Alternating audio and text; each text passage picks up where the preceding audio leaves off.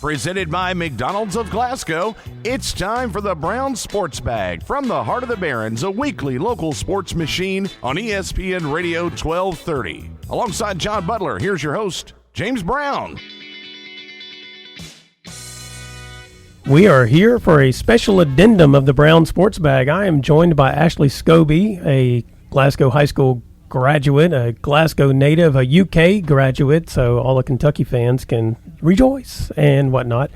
But Ashley's back in town for a whirlwind visit. Is that you just swing through Kentucky every once in a while and visit everybody you can possibly see? Yeah, basically. It's like an annual trip, just kind of based on other things. I try to make it kind of line up with like work things so I can write it off of my taxes. Let's be real. But yeah, I'm in like each place for like 36 hours. I try to hit Louisville, Lexington, Glasgow, and then I'm going to Nashville tomorrow. So it's just everything that you can pack into like 24 to 36 hours in each place. What's the work side of this that you're up to? I have a client who has an event in Nashville, so I'll be there for a couple of days helping out with that. Gotcha. Yeah. Well, let's real quick. I want to add, I didn't mention this when we were in the pre-show part of this, but anyway, so what exactly do you do? Because I mean, you've worked freelance writing, you've worked at newspapers. I think you worked at the website specifically whenever you were in Detroit, right? And interned at Sports Illustrated. You've done all kinds of things, but you just decided, all right, I'm gonna make a career of working for others in some sort of pay me please situation, right? Yeah, explaining what I do is always so funny because, like, I do freelance. I don't work for one company. I don't have, like, a real job, quote unquote, is what people say. But people often think that being a freelancer means that you're, like, unemployed or underemployed, but that's not the way it is. This is, I mean, the way that work is headed in various industries, not just journalism or writing or anything. People are headed towards contractors. Like, that's just the way that the world is headed. So I still do a little bit of sports writing. Worked at a couple newspapers, worked at the radio station in Detroit, covered the Lions, Tigers, Pistons, all of that good stuff. Went down to Kansas City, which is where I still live. And then just decided not to work 60, 70 hours a week anymore for a company and decided to go out on my own. And it's been great so far. So I still do a little bit of sports writing. Do some other freelance writing here and there, and then have also gotten into copywriting, a little bit of editing, some social media management, some project management. I do, honestly, a little bit of everything. I do think, though, you've mentioned that that's the nature of work. That is the nature of work in this information economy, as I think of it is. Because, I mean, that's what social media is in a lot of ways, is information, and newspapers are information, radio's information, and information has become its own economy in so many ways. And if you know how to work to get the people's information out, because, I mean, companies were in the business of hiring like social media editors and that kind of stuff, but then they're like, well, this is another expense that we're taking on in terms of employee expense. It's for the company, it's a lot cheaper to contract it out to someone, and they can probably pay a little better in some ways on the contract side because they're not having to worry about benefits and et cetera like that. 100%, yeah. And I mean, that's the thing, like, you just have to, it really is still about like who you know and getting connected with a lot of people.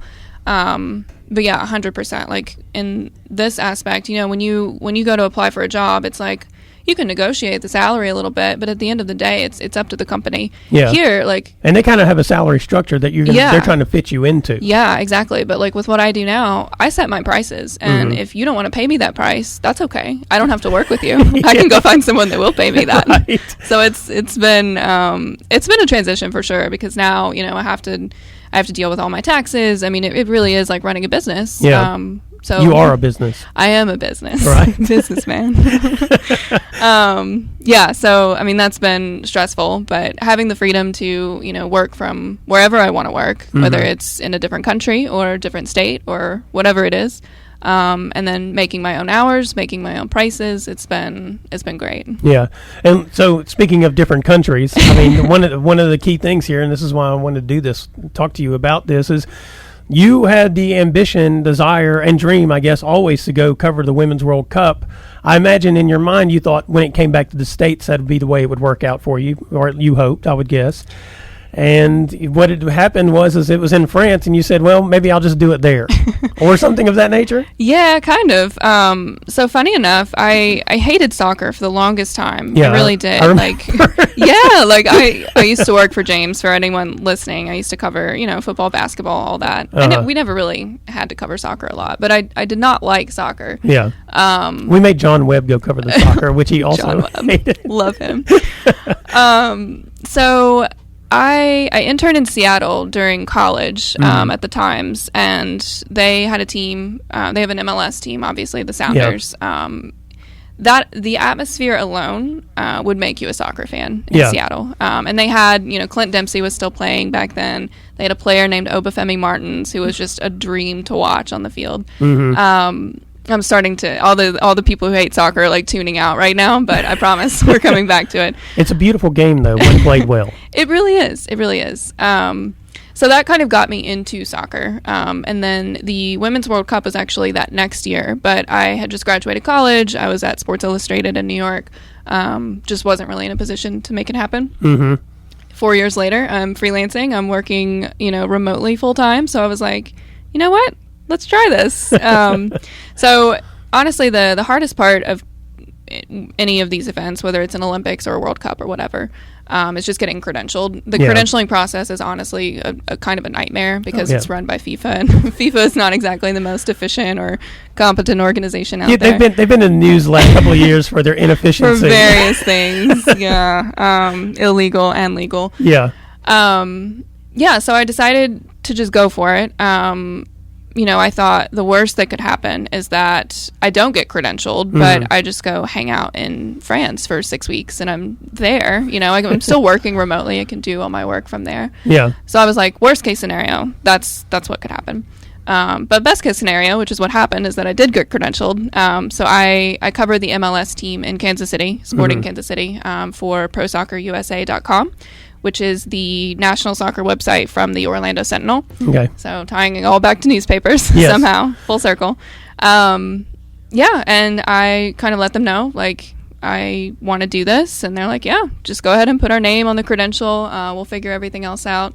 And that's honestly kind of how it happened. There were a couple of glitches, like less than a month before I left, I found out that I was going to need a work visa to be in France for that long. We got like this panicked email from the Soccer Reporters Association, like president was like, yeah, so you guys all need to make embassy appointments now. Because the way that the French work visas are, if you can't do it online, you have to literally go to the embassy. So the closest embassy, yeah, of course you do, because it's so efficient. The French.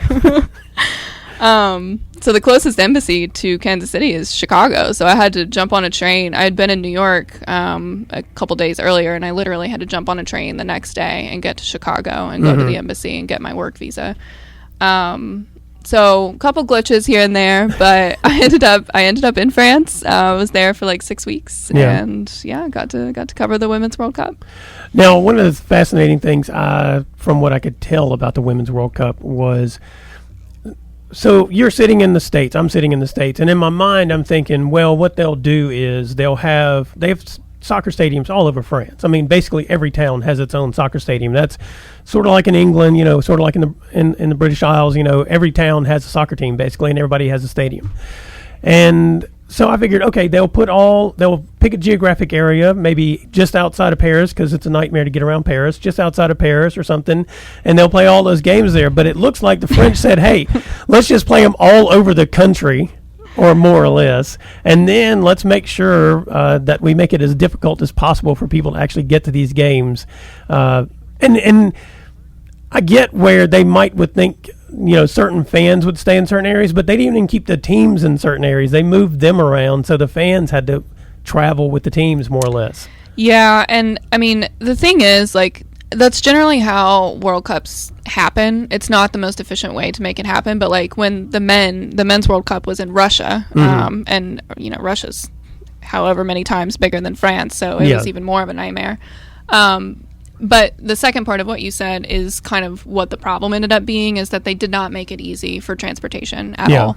Paris itself, the train system is incredible. It's funny enough, it's so much more efficient than like the New York subway system. It's so much better. So the Parisians care about the trains. Yeah, exactly. So getting around Paris was great. But it was once you got outside of that it became difficult. Now, you can get, the train tickets to and from Paris to, Montpellier or Lyon or wherever it is. It's easy enough to get those train tickets. Yeah. But it's once you get into these smaller towns, especially because a lot of these games were kicking off at like 9 p.m. local time because you kind of want to cater to an American audience, obviously. So, it would be like 3 p.m. or 4 or 2 p.m. here. Yeah. About a 6-7 hour difference depending on where you are. Yeah, so it's 6 hours from Eastern time. Yeah. Yeah. So obviously, like, you're not leaving these stadiums, or at least, like, the reporters aren't leaving until, 12:30, 1 o'clock in the morning. Right. And at this point, trains have stopped running, the buses aren't running anymore, there aren't really shuttles. Yeah.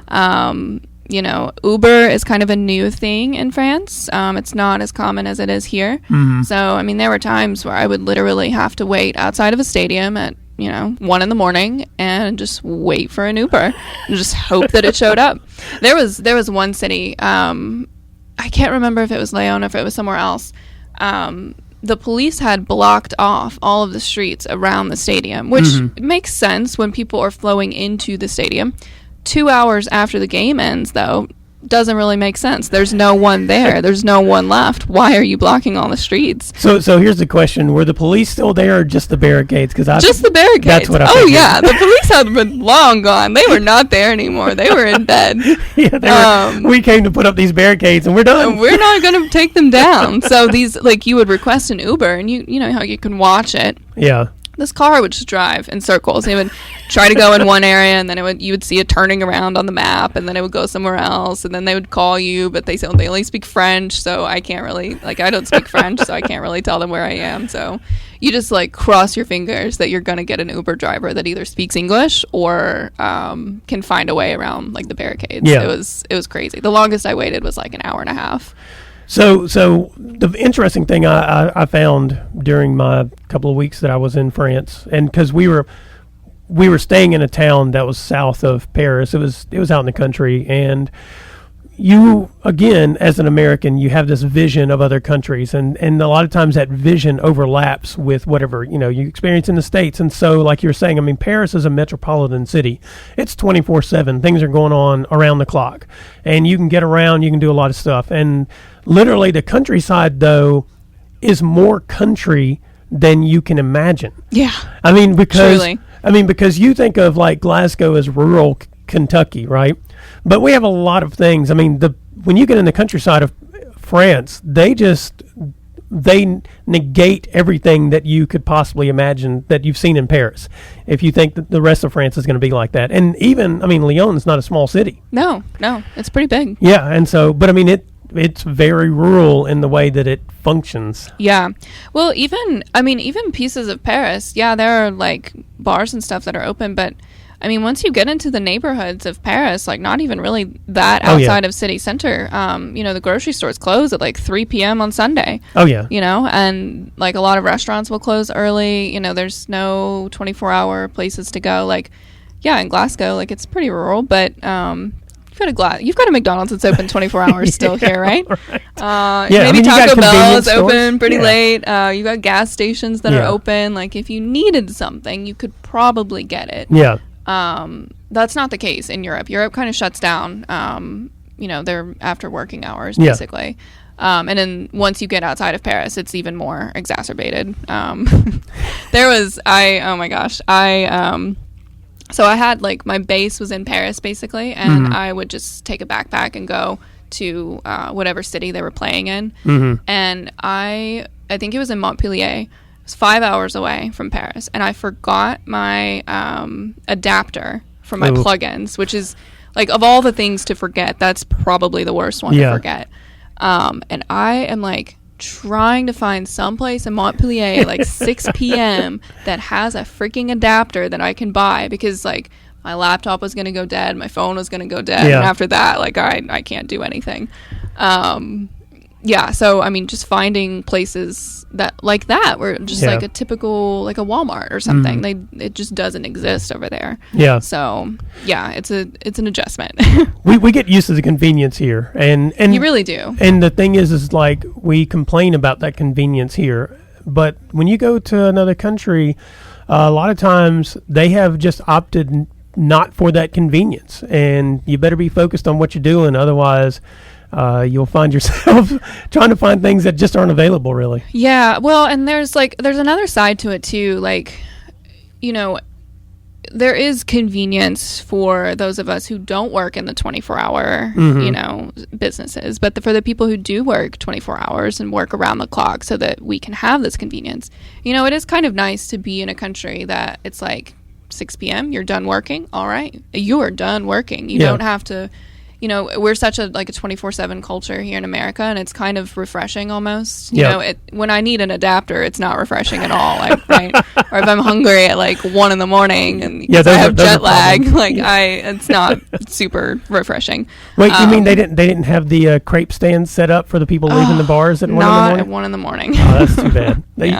I guess they did that some, you know, but. Well, again, that was actually so where I was staying, I was more in a neighborhood. I was in Cologne. Yeah. So I wasn't right in the middle of Paris. So it was definitely more of a slower pace. Yeah. You know, things shut down pretty early. Yeah, I'm with you. I appreciated that when I was there, but it was there were things that you forget about, and then you're like, oh my gosh, what do you do? Can they have at least one Walgreens around here or something like that? Presented by McDonald's of Glasgow, it's back to the studio with James and John, the Brown Sports Bag on ESPN Radio 1230.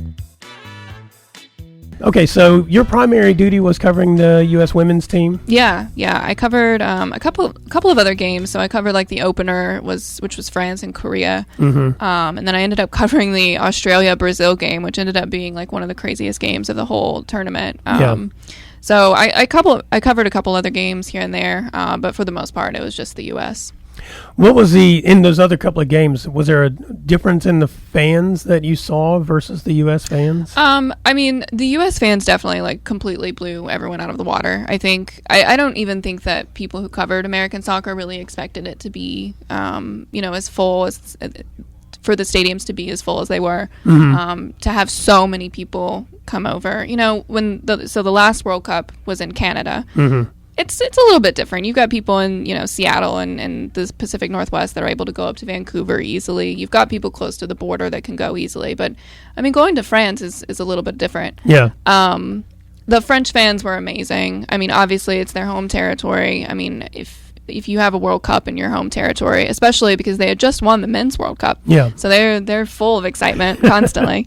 The French fans were great. The Australia fans were actually really incredible, which is crazy because Australia is such a far trip from France. I mean, they had a ton of people. They were super excited. And then the Netherlands. You would be surprised probably, though, how many Australians are just roaming around Europe. Yeah, I guess so. Maybe they were just, walking down the street from their house, I guess. They go, just a little story for you that I think applies to France. I know it's true in Spain and in Britain. The Australians will go for 2 or 3 years and just work. And you'll go all around some of your major cities in Europe, and you're running into Australians at the youth hostels and that kind of stuff, and you're like, okay, I did not know so many Australians were around here. So you would be surprised how many work in bars, work in restaurants, and that kind of stuff. I would not be the least bit surprised if many of them, that's what they were doing. They were already there. Maybe that was it. The only Australia fan I talked to, he came up, and it's so funny. So the way that the press deck is set up, you are so they set up desks and stuff kind of in the stands, and it's kind of separated, but the fans can still kind of come up to your desk if they want to. Yeah. And obviously they all see that we have plugins available. Occasionally it'll happen where they'll be like, hey, can I just put my phone here and charge my phone? So an Australia fan did that at one point. So I was just chatting with him, and he had flown from Australia, and he was like, I'm going to stay for all 5 weeks or whatever. Is that right? Yeah, which was kind of a bummer because Australia ended up losing a little earlier than I think they expected. But yeah, it was crazy. Those fans were really intense, and then the Netherlands fans were absolutely wild. Yeah. Absolutely crazy. They would have like a march to the stadium, which is a pretty typical like soccer tradition in for a lot of teams. But they were absolutely so intense. It was so fun. And their colors are just so outrageous too. Yeah. It's like a bright orange, so you could just see them coming from like miles away. Yeah. So with the U.S. women's team, you ended up covering all their games. Did you miss any? Yeah. So funny enough, the only one that I missed was the 13-0 game. The very first game I was in another city. I think it was actually for the Australia-Brazil game. Okay. Maybe. I can't remember the schedule there, but that was the only game that I missed. I was so mad. So what was the feedback off of that game, even though you weren't in the stadium for it, that you ran into? Yeah. I mean, the whole discourse around that game was it was crazy. I mean, you've got these athletes who have worked their entire lives to get to the World Cup, right? Mm-hmm. And even within that, the anticipation of the World Cup is for 4 entire years. It's not like the World Cup is every year. Yeah. So for them to celebrate scoring a goal in a World Cup, like, of course you would. Everyone's like, oh, I would hold back. I would be the sportsman. Mm-hmm. I would have all this sportsmanship. No, you wouldn't. No, you wouldn't. If you scored your 5th goal in the World Cup, you would be beside yourself. Yeah. And you should be. Like, you deserve that. And obviously, like, you feel very bad for Thailand. Like, you feel very bad for the other team. But at a certain point, like, you can have both feelings. Mm-hmm. You can feel very bad for Thailand and be very hopeful that, they can continue their trajectory with supporting women's soccer, and that they can come back in a couple years and win a game or whatever it is.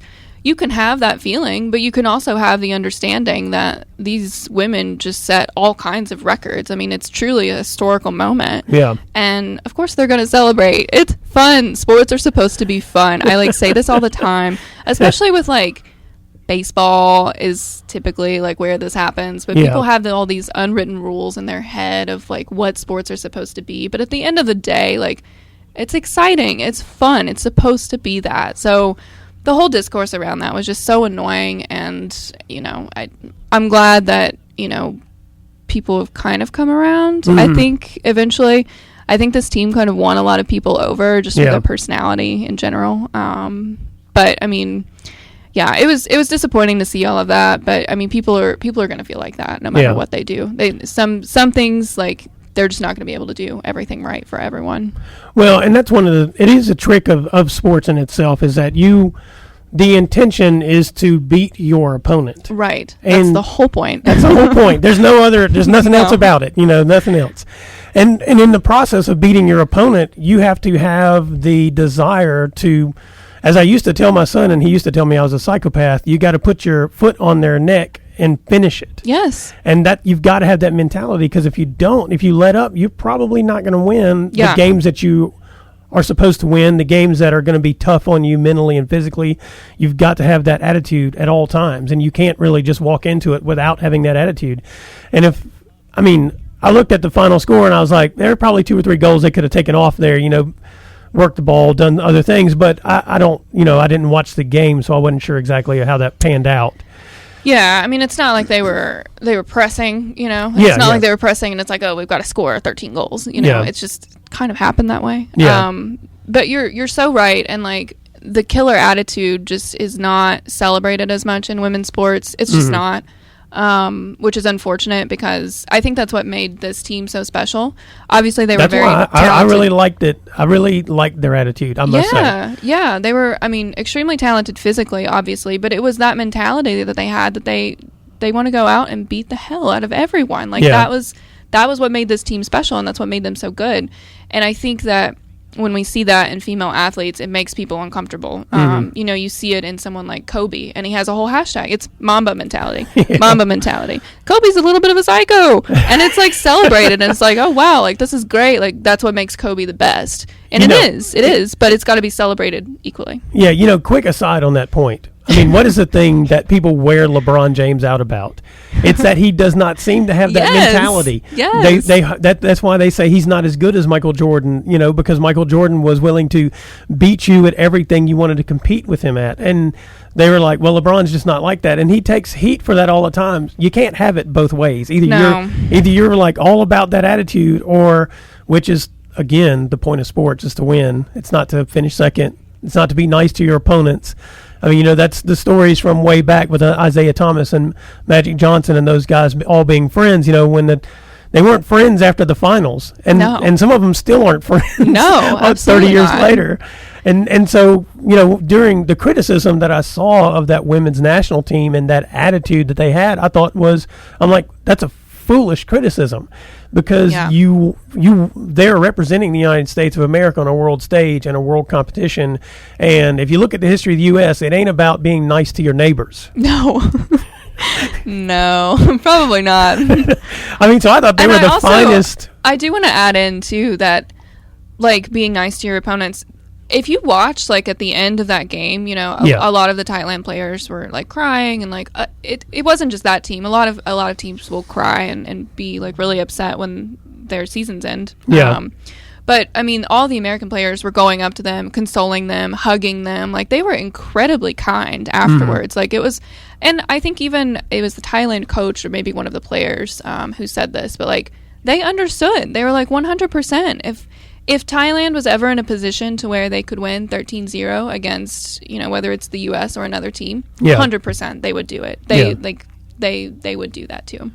Well, and also the thing is, going back to that competitiveness. I mean, that competitiveness is within a frame. That frame being the competition itself.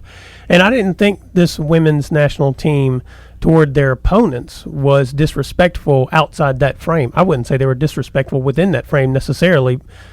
The 13-0 score, people look at that as being disrespectful within that frame. But outside that frame, I didn't think they were disrespectful. Within that frame, anything went.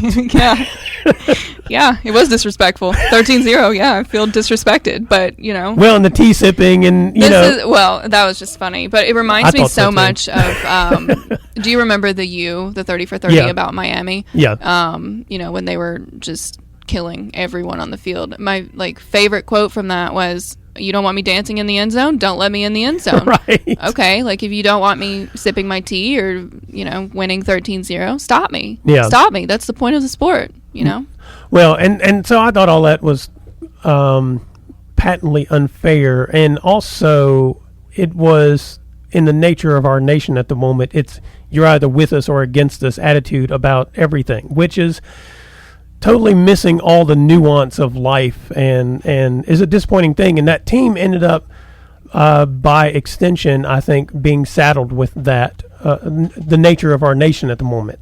Yeah. But again, I thought they were the perfect representation of our nation at this moment, and probably historically speaking, any moment, because, I mean, it is the nature of the United States that we like to espouse our ideals related to competitiveness and winners win and losers lose and capitalism, free market, all that stuff. I mean, to me, I was like, they embody everything that we are as a nation.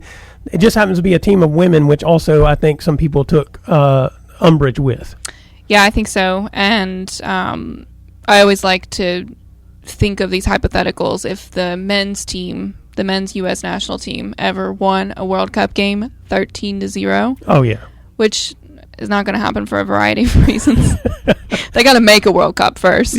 There's that. But if that were to ever happen, people would be losing their minds. Oh, yeah. In the good way, right? Yeah. They would not be angry about it. Mm-hmm. I cannot fathom in my brain people being upset and saying the same things about a men's national team that wins, a huge scoreline. Yeah. There's no way. Yeah, I mean, there'd be people be stunting in the streets. Yeah, people would lose their minds. But again, you got to make a World Cup first, so... Well, that was also quite a bit of discussion around that particular relationship of gender for the men's national team, and that kind of thing, versus the women's national team. And I was like, look, this since 1992, the Dream Team, this felt like the most perfect national team that I've seen. Yeah, that's a good point. I love that comparison because you do. I mean, you, like we said, you have so many people, so many players on that team that were so physically gifted and kind of at the peaks of their careers. You know, Megan Rapinoe a couple years ago, you know, people weren't sure that she was even going to make a roster. You know, she was kind of in and out, and she had dealt with a lot of injuries. You know, people weren't really sure if she was even going to be important on this team anymore. And then she ended up having the tournament that she did. She's truly like at the peak of her career. Yeah. And I think several players on the team are at the peaks of their careers or kind of on that upward trajectory. But then you add into all of that just the mentality that they had. You know, you had several players who had won a World Cup before, and you do have to have just this killer instinct to be able to win another, you know, in a row. I mean, it's a very hard thing to do.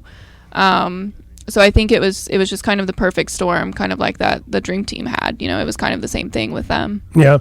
You know, and then pretty much outside of the England game, I think all of the other games they pretty much controlled or dominated in some fashion, even if the scores weren't. I would say the lopsided. The game against Spain was the game that they almost lost. Yeah, that's true. That was the only one where I would say they weren't in control of that at all. They kind of got a little lucky on that one. Yeah, maybe got a call they shouldn't have. Spain was great in that game. Spain probably played them better than almost anyone else. That was one of the best games of the whole tournament. You know, and that kind of goes to if there was one weakness that team had at times, it was, I don't know if it was they lost their focus or they were too aggressive maybe, and they left other teams opportunities that you would not expect other teams to have based on how talented they were. Yeah, and so this team wasn't necessarily like the most defensive team ever. Their former goalie really Hope Solo gave him a hard time about. Hope Solo's always got to have something to say though. That's true. She wouldn't be Hope Solo without it. Yeah, some people kind of latch on to that. I mean, I think there comes a point where maybe you tune her out. Not that she's not that she's not right, but that she kind of makes it about herself to the degree that it negates it. You take a little bit of salt with everything that Hope Solo says. But she was right. Their defense wasn't as good as it had been. When they won in 2015, they set like a record, or they were, I think, 1 minute away from the record of shutout minutes. I mean, they were so good defensively. In 2019, that wasn't the case. You know, they were such a great offensive team. Yeah. They had so many attacking weapons. So many. I mean, their front three could easily be replaced by the three behind them on the bench, and it would still be like an incredible attacking three. Yeah. So obviously, when you play that attacking, you know, style, like you leave some holes on the backside. So I think Spain really did a great job of attacking that. They put a lot of pressure up high, and they were able. I mean, they came really close to beating them. Really, really close. Yeah. So yeah, there definitely were holes, but you know, at the same time, they weren't bad defensively at all. No. You know, they still had shutouts. They still were you know, holding teams. It's just that they were so good attacking that they didn't really have to be that good defensively. Yeah. It's sort of like if you run a full court press in basketball and you score 95 points a game and give up 75, it may look like you have bad defense, but the point is you got an extra 20 shots because of the press. Exactly. And that changes the complexion of the game. I mean, that you're going for the extra shots. You're not necessarily going for the lockdown defense. Exactly. Yeah, that's a great comparison. But speaking of the kind of other teams on the international stage, you know, one of the things that since the Women's World Cup came around in the 90s, or I guess women's soccer really started growing in the 90s, the USA has had a commitment to the women's program, at least in terms of developing players. I don't know about on the grander stage of things, but you see a lot of participation in women's soccer across the country, you know, probably at a higher percentage rate of the gender than you do of men's soccer, that kind of thing. And so you get more good players. They're growing up in the system. They are becoming better players. And that's been one of the things, is that the U.S. was actually ahead of a lot of other countries on that front.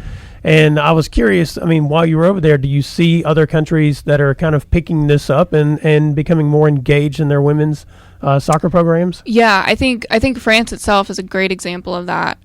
France's club system is incredible. Or they have a professional league in France where it's a pretty similar setup. These girls are coming through the system when they're very young.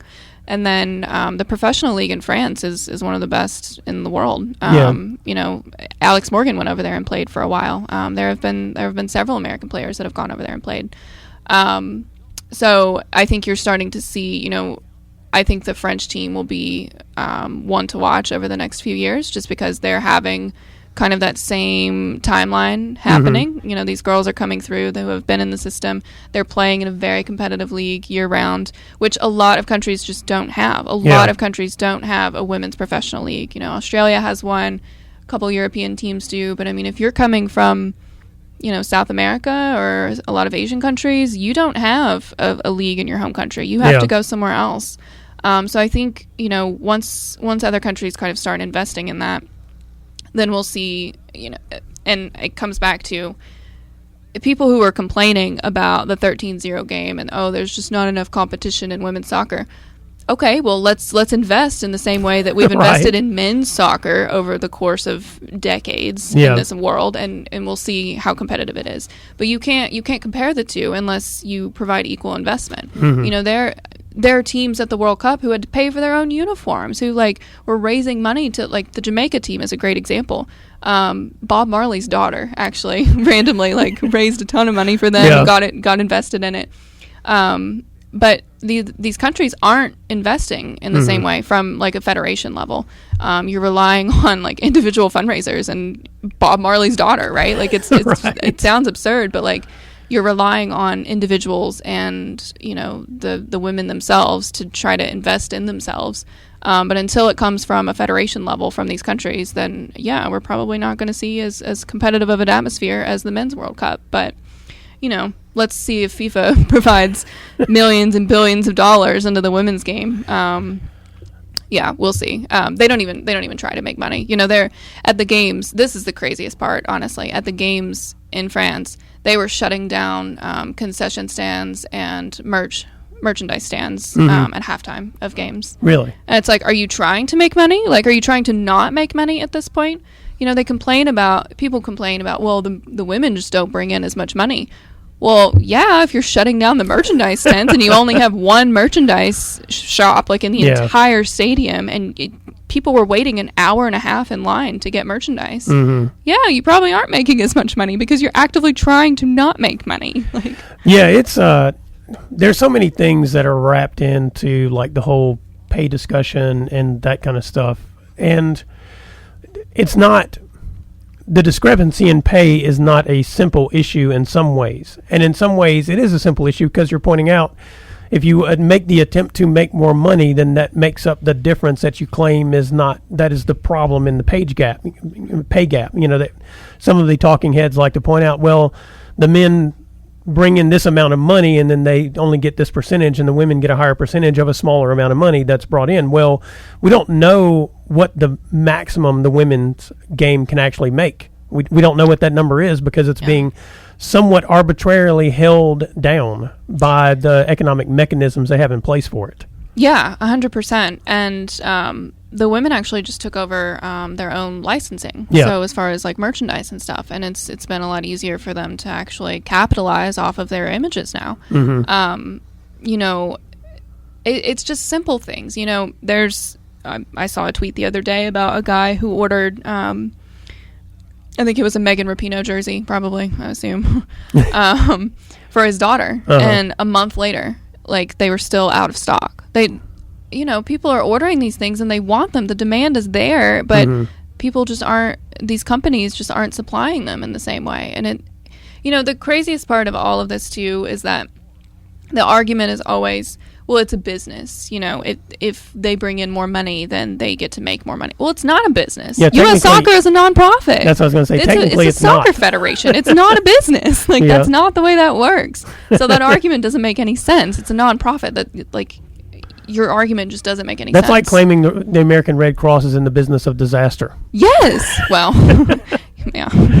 But I mean, technically speaking, it's a nonprofit in the business of assisting people with disaster relief. Their job is not to make money. That's like U.S. Soccer Federation. Their job is not technically to make money, although that has kind of become the situation. Mm-hmm. Their job is to invest in soccer in the country and win World Cups. You know. Right. So that argument just drives me nuts because it's just so ignorant. Yeah, it's. But the thing also though, I think going back to the licensing side of this, and we're seeing this case, this legislation in California related to college athletes, the universities. Now there's a big loophole in this thing. The universities cannot restrict, based on this law, the student athletes from making money off of their image. It has nothing to do with the NCAA. The NCAA rules would still be in place, but nonetheless, individuals getting the ability to control the merchandising of their likeness is a big deal for the individuals. And you want to go back to free market and all that kind of stuff. That's the heart of free market, is owning the rights of your business. Yeah, 100%. And, with the college athletes, it drives me crazy because people are like, oh, you get a free education, you get this and that. Well, yeah, you do get that, but these schools are also profiting millions and millions of dollars a year off of these players. Yeah. I mean, I got to throw a rap reference in here. I'm so sorry. 2 Chainz has a song called NCAA, and he talks about this. Like, Drake made a song about Johnny Manziel. Like, Drake profited millions and millions and millions of dollars off of this guy because he was such a star. And I am no Johnny Manziel fan, right? But I think he should have been able to make money off of all of the jerseys that he was selling and all of the autographs. I mean, you have all these players. Kentucky basketball is a great example. They used to do all these, they'll send someone to a mall or something to do autographs. People are asking them on the streets for autographs, and then they turn around and sell them for hundreds of dollars. I mean, they should be compensated for that. It blows my mind that people are still against it, years and years after this became a topic of conversation. Well, I've always found all that to be a bit of a catch-22 in this regard. The idea of amateurism is something that I can support. The practice of it in regards to college basketball, football, that kind of thing, is not amateurism in that way. I mean, if it was, then going back to the nonprofit part, the coaches would not be making the salaries they make, and that kind of. I mean, they would not be the highest paid state. I do that with air quotes. Employee in any state, in every state you look at it. Yeah, the highest Michigan, paid, Alabama, Kentucky. The highest paid state employee is a coach. Yep. At a public university. Yep. And so that kind of knocks the knees out of the whole amateurism argument. The only amateurs in this business are the people who are not getting paid. Are the free labor. Yeah, the free labor. They're amateurs. Yeah, but I mean, so it kind of wrecks that whole, and we've seen these whole NCAA case and the amount of money that these coaches are engaging with shoe companies. I mean, all the people who are on the side making a lot of cash off of these players.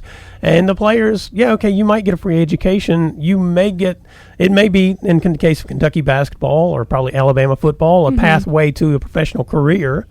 But there are lots of people who are kind of being left behind in this whole process, more than likely. For sure. Yeah, for sure.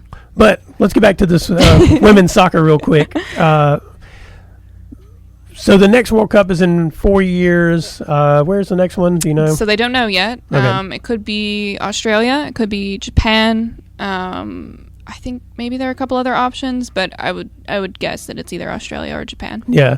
So how many of these players who became household names, so to speak, will probably be around for the next run? Yeah, I mean there are several younger players. I think Crystal Dunn is a great example. I'm not sure that Megan Rapinoe will be there for another World Cup, and if she is, it would probably kind of be in an Abby Wambach role. Where she's not as she's not starting. Probably, I don't know. Maybe she'll surprise me. A couple years ago, everyone was like, "Oh, Megan Rapinoe's out of the picture," and then she just kind of rolls in the way that Megan Rapinoe does. Tobin Heath is a great example. I think Crystal Dunn will be like such an important part of this team moving forward. She played as a defender, but in reality, for her club team, I mean, she's an incredible attacker. She's won like Offensive Player of the Year a couple years. She's an amazing player. Tierna Davidson was the youngest starter in like 20 years, 25 years for this team. I think she's going to play like a really important role moving forward. And there'll be a couple that'll probably, be out of the picture by then. Becky Sauerbrunn is a little bit older now. Yeah. In terms of soccer years, obviously. Rapinoe, Alex Morgan. But yeah, we'll see. I think the biggest thing for people, it's not like women's soccer disappears for 4 years. The World Cup will be in 4 years, but these women like play year round. Yeah. Obviously there's not really an NWSL team near Kentucky. So people listening to this, what is the nearest? Is it Chicago? It would have to be Chicago, or there's one in North Carolina, but I don't know. Are we closer to Chicago than North Carolina? It's 600 one way and 600. Well, I think it's probably about all right 400 to Chicago. So maybe Carolina. But NWSL is going to expand. Louisville is on the list of teams that it could expand to. You could get a team in Louisville at some point. Yeah, they're building a nice new stadium there. I and drove the door's by open. it. It looks incredible. Yeah. I wrote about that team like 6 years ago, and I never, ever would have imagined that it would blow up to be what it is now. They'll be an MLS team one day. Yeah. It'll be a few years. Cincinnati's gone ahead and bumped up to that, haven't they? Or yeah, they're Cincinnati's on in the path MLS. Nashville is next. Yeah. And then I think the next expansion that they announce, I think Louisville could probably be in that. Yeah. They're great. If nobody has been to a Louisville City FC game, they're a great team. They won 2 years in a row. It's a really cool atmosphere from what I understand. Actually thinking about coming back to Kentucky for their opener to see that stadium opened up. The stadium looks incredible. It really is gorgeous.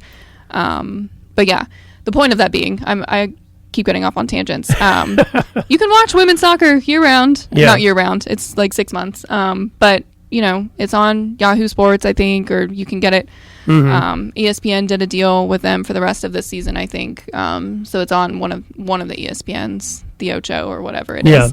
But yeah, if it's on the Ocho, you can watch it for free online as long as you don't mind listening to Spanish. Exactly.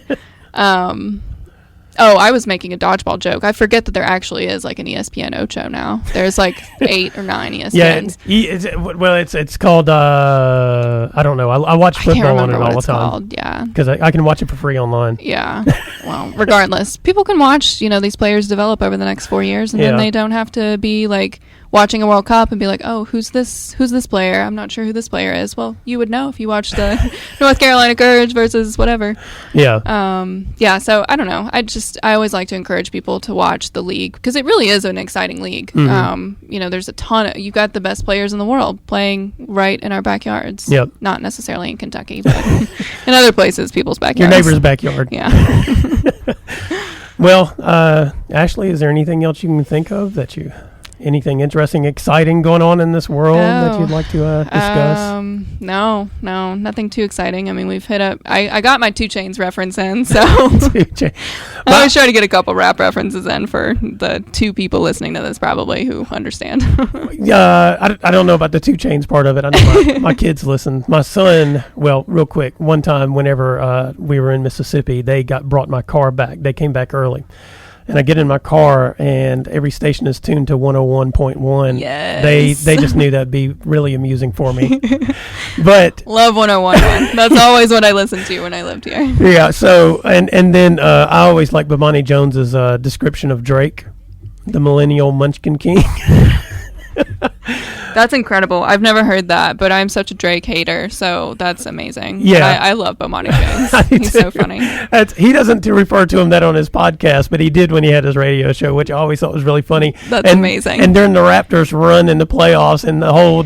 I was like, can somebody please put that man in a box somewhere? Can we talk about that, actually? I got so annoyed at him. The worst part of that, it was either after they won or the game right before they won. Yeah. And Drake did a media scrum right after, and it makes sense. You talk to the celebrity who's supporting the team, right? Sure. And he's like, yeah, we really went out there and gave it to him, and our 3-point shooting was this and that, and we did this, and it's like, Drake, you were not on the team. You were not playing. You did not put on a uniform. I know you love to wear other grown men's jerseys all the time, but you were not on the team. It drives me nuts. Oh yeah, my God. he's no Spike Lee. No. I imagine no. Spike Lee probably went and actually played basketball, even though people were probably yoking on him all the time. I imagine Drake dodged all that. Well, so it's so funny. So Drake was in Kansas City for a concert a few months ago. I did not go. But he was in town with Migos, and there were like all these rumors floating around Kansas City that... So Drake postponed the Kansas City concert twice. It was his opener for his tour. Okay. He postponed twice, and there were all these rumors about he like wasn't showing up to rehearsal and all this stuff. But it turns out there were like these pictures of him in like a basketball gym. He was in some random like Kansas gym playing basketball with Quavo and them. Like, didn't care about the music. He just wanted to play basketball. I think Drake is like... I think he really wanted to be an athlete. You know, I think that was like his thing, and now he's a rapper, and it's like, all right, this is cool, but I really want to be part of the team, guys. Yeah, he's that guy. He's that guy who got hit up at the Miami Booster, who would run out in front of the team, you know, that got them in trouble. Yes. He's that guy. That's what he is. He is very much that guy. I actually think that teams have gotten in trouble before. No, maybe Jay-Z. People got in trouble with Jay-Z because he was like a part owner of a team. But yeah, Drake is a mess and drives me nuts. He can stay in Canada. Yeah, exactly. Well, this has been a special episode of the Brown Sports Bag with Ashley Scoby. She came in to talk to us about what she's doing these days and covering the Women's World Cup and everything else and under Drake. the sun. All the things we could possibly get covered. I mean, if you like Dan Le Batard's show, you might enjoy this one. It's all over the map. Yeah, maybe so. No Stugatz, unfortunately. Yeah. Well, who needs that? Yeah. Anyway, thank you, and tune in Monday from 4 to 5 p.m. John Butler and I will be on the radio. Thanks for listening, and be sure and join James and John once again next Monday at 4 for the Brown Sports Bag, a local weekly sports machine presented by McDonald's of Glasgow. This is WCDS Glasgow, ESPN Radio 1230, your total sports leader.